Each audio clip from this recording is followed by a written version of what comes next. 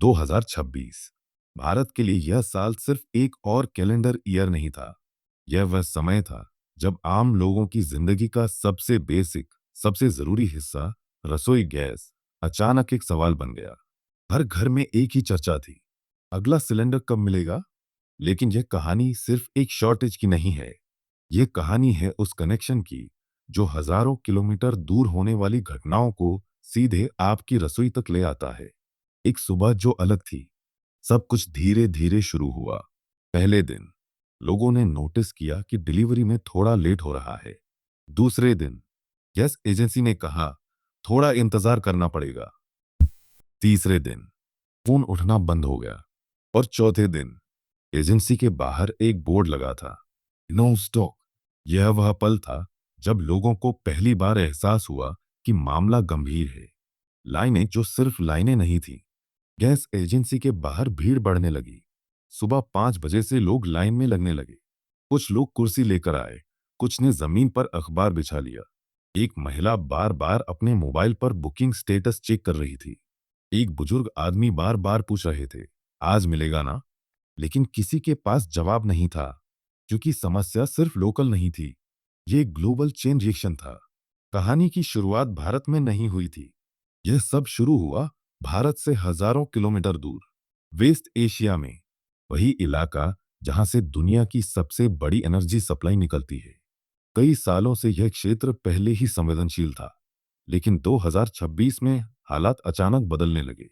तनाव बढ़ने लगा, खबरें आने लगी, संघर्ष बढ़ रहा है, सैन्य गतिविधियां तेज हो गई हैं, टकराव कभी भी हो सकता है। शुरुआत में यह सिर्फ खबरें थी, फिर यह खतरा बन गया। एक समुद्री रास्ता जिस पर दुनिया टिकी है। इस पूरी कहानी का सबसे अहम किरदार है एक जगह, एक पतला सा समुद्री रास्ता।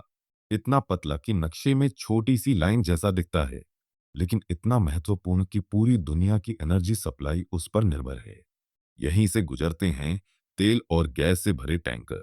और भारत भारत की एलपीजी का बड़ा हिस्सा इसी रास्ते से आता है।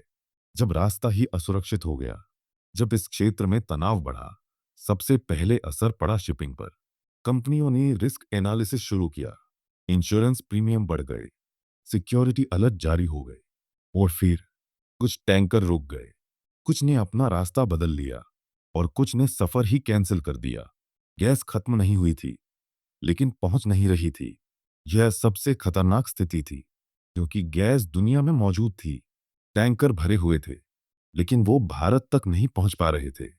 यानी समस्या सप्लाई की नहीं, सप्लाई चेन की थी। और जब सप्लाई चेन टूटती है, तो असर सीधा आम आदमी पर पड़ता है। ग्राउंड रियलिटी बदलने लगी।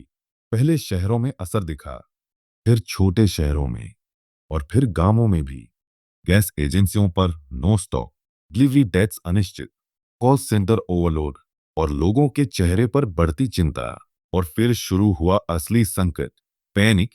जब लोगों को लगा कि गैस नहीं मिल रही, तो उन्होंने एक और कदम उठाया, एक्स्ट्रा बुकिंग।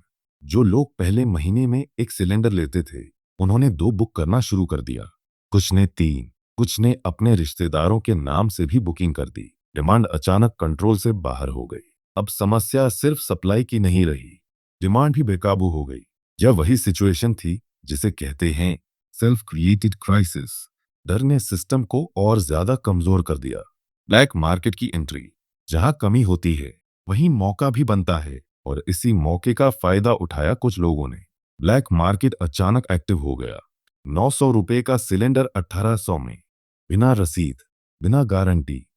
लेकिन मजबूरी में लोग खरीद रहे थे, क्योंकि खाना बनाना कोई ऑप्शन नहीं, जरूरत है। सरकार के सामने सबसे बड़ा सवाल, अब सरकार के सामने एक कठिन फैसला था। लिमिटेड सप्लाई थी और डिमांड बढ़ती जा रही थी, तो किसे प्राथमिकता दी जाए। एक फैसला जिसने सब बदल दिया। सरकार ने फैसला लिया, डोमेस्टिक यूज को प्रायोरिटी दी जाएगी। यानी घरों को पहले गैस मिलेगी, होटल्स, रेस्टोरेंट्स, इंडस्ट्रीज को सप्लाई कम कर दी जाएगी। राहत, लेकिन पूरी नहीं। इस फैसले से घरों को थोड़ी राहत मिली, लेकिन दूसरी तरफ असर दिखने लगा। छोटे रेस्टोरेंट बंद होने लगे, ढाबा मालिक परेशान हो गए, कैटरिंग बिजनेस रुक गया। यानी एक सेक्टर को बचाने के लिए दूसरा सेक्टर प्रभावित हो गया। क्या भारत तैयार नहीं था? अब सबसे बड़ा सवाल यही था, क्या यह सब अचानक हुआ या इसके संकेत पहले से मौजूद थे? छिपे हुए संकेत। इन्वेस्टिगेशन में सामने आया कि वेस्ट एशिया में तनाव पहले से बढ़ रहा था। शिपिंग कंपनियां पहले ही अलर्ट थीं, इंश्योरेंस रेट्स बढ़ने लगे थे, यानी संकेत थे। लेकिन सवाल यह है, क्या उन संकेतों को गंभीरता से लिया गया? डिपेंडेंसी की असली कीमत। भारत अपनी जरूरत की एलपीजी का बड़ा हिस्सा इंपोर्ट करता है। यह एक लंबे समय से चल रही प्रक्रिया थी। धीरे धीरे देश इंपोर्ट पर निर्भर होता गया और जब सप्लाई चेन हिली तो पूरा सिस्टम हिल गया। यह सिर्फ एक क्राइसिस नहीं था, यह एक चेतावनी थी। एनर्जी सिक्योरिटी सिर्फ खरीदने से नहीं आती, यह प्लानिंग से आती है, बैकअप से आती है और सबसे ज्यादा तैयारी से आती है। एक सवाल जो अब भी बाकी है, अगर एक रास्ता बंद हो जाए तो क्या दूसरा तैयार है? अगर इंपोर्ट रुक जाए तो क्या देश खुद को संभाल सकता है? कहानी अभी खत्म नहीं हुई, यह तो सिर्फ शुरुआत थी।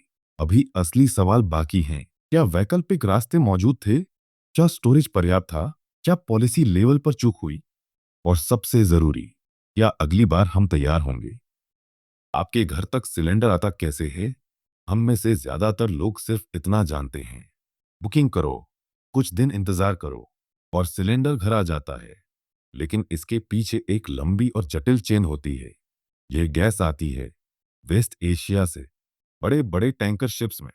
जब ये शिप्स भारत पहुंचते हैं तो गैस को पोर्ट्स पर उतारा जाता है। फिर इस गैस को ट्रकों के जरिए बॉटलिंग प्लांट्स तक भेजा जाता है। वहीं सिलेंडर भरे जाते हैं और आखिर में गैस एजेंसी आगे, तीर डिलीवरी बॉय आगे, तीर आपका घर। एक चेन जिसकी हर कड़ी जरूरी है। इस पूरी प्रक्रिया में अगर एक भी कड़ी टूट जाए तो पूरा सिस्टम रुक जाता है। और 2026 में यही हुआ। सबसे बड़ी कमजोरी, इंपोर्ट पर निर्भरता। भारत ने सालों तक एक मॉडल अपनाया, जहां से सस्ता मिलेगा वहीं से खरीदेंगे। भारत की एलपीजी का बड़ा हिस्सा एक खास रूट से आता था और वही रूट 2026 में खतरे में आ गया। कोई बैकअप रूट पूरी तरह तैयार नहीं था। कुछ विकल्प थे, लेकिन वो तुरंत काम में नहीं लाए जा सकते थे। भारत में एलपीजी स्टोरेज लिमिटेड है, यानी देश लंबे समय तक बिना इंपोर्ट के नहीं चल सकता। यानी सिस्टम जस्ट इन टाइम पर चल रहा था। मतलब जितनी जरूरत उतनी सप्लाई, बहुत ज्यादा स्टॉक नहीं। और 2026 का एलपीजी क्राइसिस भी एक टर्निंग पॉइंट बना। सरकार ने क्या किया? धीरे धीरे कुछ बड़े कदम उठाए गए। वैकल्पिक सप्लाई रूट्स एक्टिव किए गए, नए शिपिंग रूट्स तलाशे गए, दूसरे देशों से इंपोर्ट बढ़ाया गया। Digital monitoring, booking pattern track किए गए, पैनिक बाइंग को कंट्रोल करने के उपाय। धीरे धीरे हालात सुधरने लगे, लाइनें छोटी होने लगी, नो स्टॉक बोर्ड हटने लगे, ब्लैक मार्केट कमजोर पड़ने लगा। और एक दिन वो सुबह भी आई जब गैस फिर से समय पर आने लगी।